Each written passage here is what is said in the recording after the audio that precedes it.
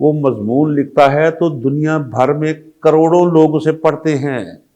تکلیف انہیں یہ ہے، یہ کڑوا گھول کر پاکستان کی اگر بہتری اور سلامتی مقصود ہے، عجیب ایک تماشا ہے۔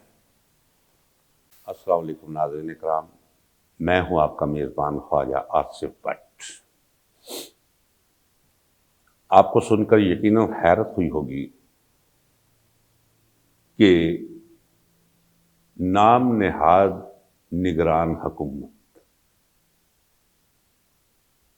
جو غیر آئینی حیثیت اختیار کر چکی ہے،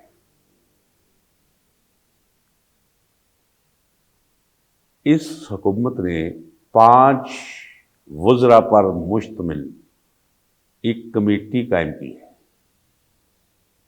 جو یہ تحقیقات کرے گی کہ 9 مئی کے واقعات کا ماسٹر مائنڈ کون تھا اور اس کے لیے کون سی سزا تجویز کی جانی چاہیے، اور ان لوگوں کے کردار کا تعین کرے گی یہ کمیٹی جو اس میں براہ راست 9 مئی کے واقعات میں ان کے مطابق شامل تھے۔ یہ 5 ماہ گزر چکے ہیں، یہ خیال کیوں آیا ہے؟ اب انتخابات کے التوا کی کوششوں میں اس کوشش کو ایک اور اضافی کوشش کے طور پہ شمار کر لیجیے۔ سینٹ قرارداد کے انتخابات نہیں ہونے چاہیے۔ مولوی فضل الرحمان کا کہنا کہ سیکیورٹی خدشات ہیں، لہذا انتخابات جو ہے کوئی معقول فیصلہ نہیں، انتخابات ملتوی ہونے چاہیے۔ ابھی شمالی علاقہ جات اور بلوچستان کے یخ بستہ علاقوں سے لوگ آپ اکٹھے ہوتے دیکھیں گے، ہائی کورٹس کے سامنے، سپریم کورٹ کے سامنے پلے کارڈز اٹھائے ہوئے کہ جناب انتخابات ملتوی کیے جائیں چونکہ موسم بہت شدید ہے، ہماری خواتین، ہمارے بچے، ہمارے بزرگ اس بنیادی ترین حق سے محروم رہ جائیں گے۔ یہ ساری چیزیں مل کر انتخابات کے التوا کی طرف جا رہی ہیں۔ انتخاب حکمران طبقے اور وہ جو کسی سے وعدہ کر کے انہیں یہاں لائے تھے کہ آپ کو وزارت عظمیٰ سے سرفراز کیا جائے گا، ہمکنار کیا جائے گا، اب انہیں بھی سمجھ آ گئی ہے کہ وہ جو اسکرپٹ لکھا گیا تھا اس پر اگر کوئی فلم فلمائی گئی تو وہ ڈبہ فلم ثابت ہوگی، جسے میں مسلسل ڈبہ فلم کہتا چلا آ رہا ہوں۔ اب آدھی فلم مکمل کر لینے کے بعد مزید شوٹنگ روک دی گئی ہے، یہ آپ کو خوشخبری دیتا ہوں میں۔ نواز شریف کو کہہ دیا گیا ہے کہ آپ تو 2/3 میجارٹی مانگ رہے ہیں، آپ تو ضبطگی ضمانت کے مال اموال ہیں۔ انہیں بتا دیا گیا ہے کہ لوگ صرف یہ نہیں کہ آپ کو ووٹ نہیں ڈالنے جا رہے، لوگ آپ سے نفرت کا اظہار کرنے جا رہے ہیں۔ لہذا نواز شریف کے چہرے کو بھی آپ دیکھ لیں، رنگ فک ہے۔ یہ کل کا واقعہ ہے۔ میں اسلام آباد میں ہوں اور مجھے کنال ویو کے میرے جو رہائشی دوست ہیں ان کا مجھے فون آیا کہ مسلم لیگ نون نے خواتین کے گروپس جو ہیں وہ مختلف حلقوں میں نکالے ہیں جو گھروں میں جا کر خواتین کو قائل کرے کہ جناب نواز شریف آ گیا ہے، وہ ملک کی معیشت سنوارے گا، مہنگائی کو ختم کرے گا، وہ سنہری دور جسے وہ سنہری دور لوٹ مار کا دور وہ واپس لائے گا۔ اور گھروں کے اندر جب ان کی خواتین جاتی ہیں جو کنونسنگ کے لیے تیار کی گئی ہیں 5-5 کی ٹولیوں میں، انہیں جس رویے کا سامنا کرنا پڑتا ہے وہ کانوں کو ہاتھ لگا رہی ہیں۔ گھروں کے اندر جاتی ہیں تو خواتین نواز شریف کا نام سننا گوارا نہیں کرتی، غلیظ الفاظ سننے کو ملتے ہیں نواز شریف اور اس کی فیملی کے بارے میں اور اس کی پارٹی کے بارے میں خواتین کو، جنہیں بھیجا جاتا ہے کہ جا کے آپ خواتین سے کہیں کہ نواز شریف کو ووٹ دیں۔ یہ ہے وہ گراؤنڈ ریالٹی، جس گراؤنڈ ریالٹی کے پیش نظر اب وہ لوگ جو لائے تھے انہیں، وہ بھی اب حیرانی اور پریشانی کا شکار ہے۔ عجیب ایک تماشا ہے، ابھی کوئی گھنٹہ بھر پہلے پرائیویٹ چینل پہ میں دیکھ رہا تھا پروگرام، اقبال شہزاد نیا پاکستان کے نام سے پروگرام کرتے ہیں، اور بطور میزبان اور مہمان وزیر اطلاعات مرتضی سولنگی نامی شخص تھا۔ مرتضی سولنگی سے سوال کیا میزبان نے کہ جناب وہ عمران خان نے ایک مضمون لکھا ہے جسے دنیا بھر میں کروڑ انسانوں نے پڑھا ہے اور پڑھ کر لائک کیا ہے، اس پہ اعلیٰ قسم کے کومنٹس کیے ہیں، تو جس پر مرتضی سولنگی نے کہا کہ یہ تو ایک مجرمانہ فعل ہے کہ ایک شخص جیل میں بیٹھ کر مضمون نگاری کرتا پھرے۔ یہ نااہل اور نالائق لوگ ہیں، انہیں اس چیز کا علم نہیں ہے کہ خاص کر بی کلاس کا کوئی بھی قیدی جسے قلم اور کاغذ دیا جاتا ہے، کتابیں فراہم کی جاتی ہیں تاکہ وہ لکھے اور پڑھے، یہ مضمون میں آپ کے سامنے بیٹھا ہوں،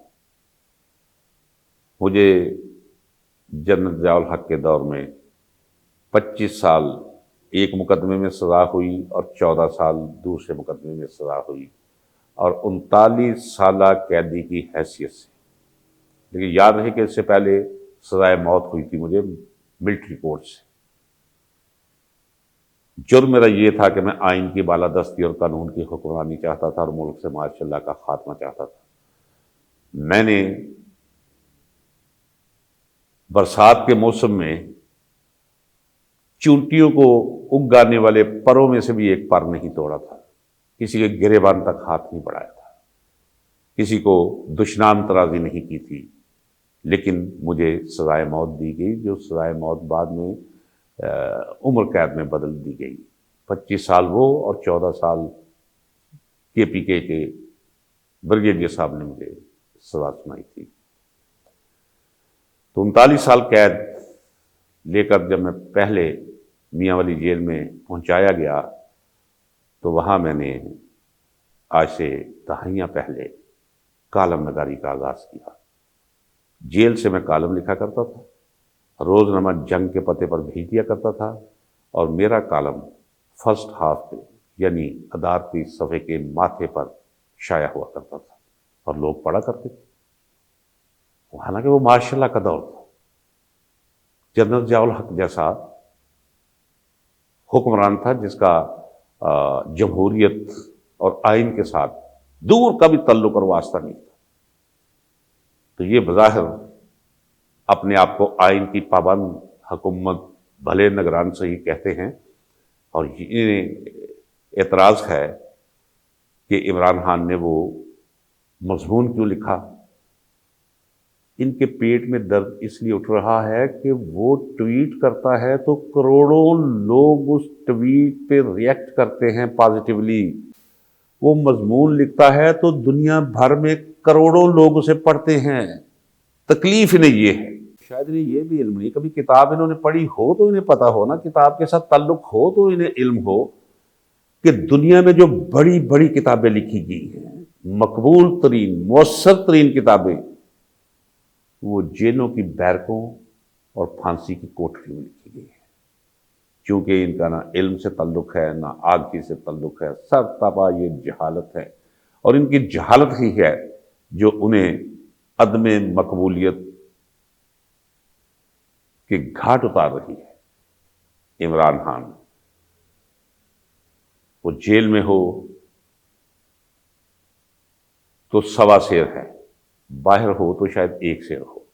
آپ اسے جیل میں رکھیے، انتخابات کروائیے، جس سے آپ بھاگ رہے ہیں، تو آپ کو پتہ چل جائے گا کہ اسے جیل میں رکھتے ہوئے بھی عوام اس کے ساتھ کس حد تک وابستہ ہے۔ خدا کرے کہ آپ انتخابات کرانے کی غلطی آپ سے سرزد ہو جائے۔ یہ ایسے انتخابات ہوں گے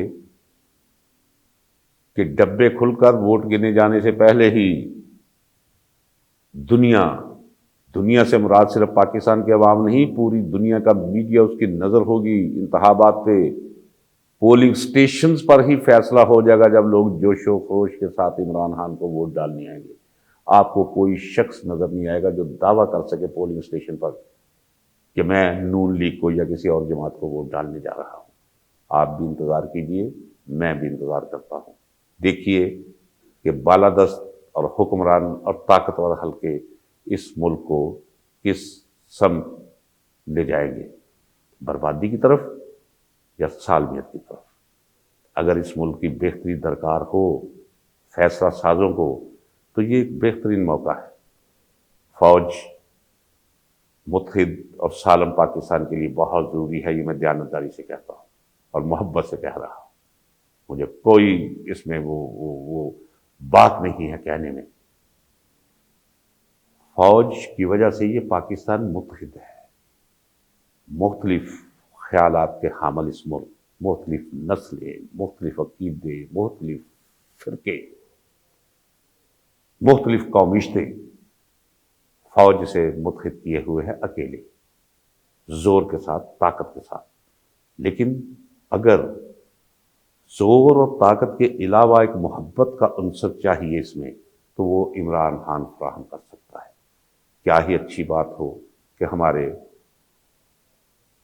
طاقتور حلقے، فیصلہ ساز حلقے اس پہ سوچے۔ میں سوچتا ہوں سوچتے کیوں نہیں؟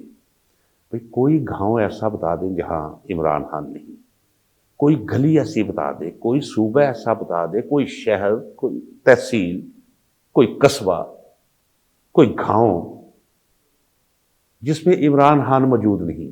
عمران خان اس وقت، دیانتداری سے میں کہتا ہوں اپنی پولیٹیکل وزڈم اور تجربے کی بنیاد پر، کہ عمران خان اس ملک کی سالمیت اور اس ملک کی مضبوطی اور اس ملک کی خوشحالی کی علامت ہے، محرک ہے، وجہ ہے، بن سکتا ہے اگر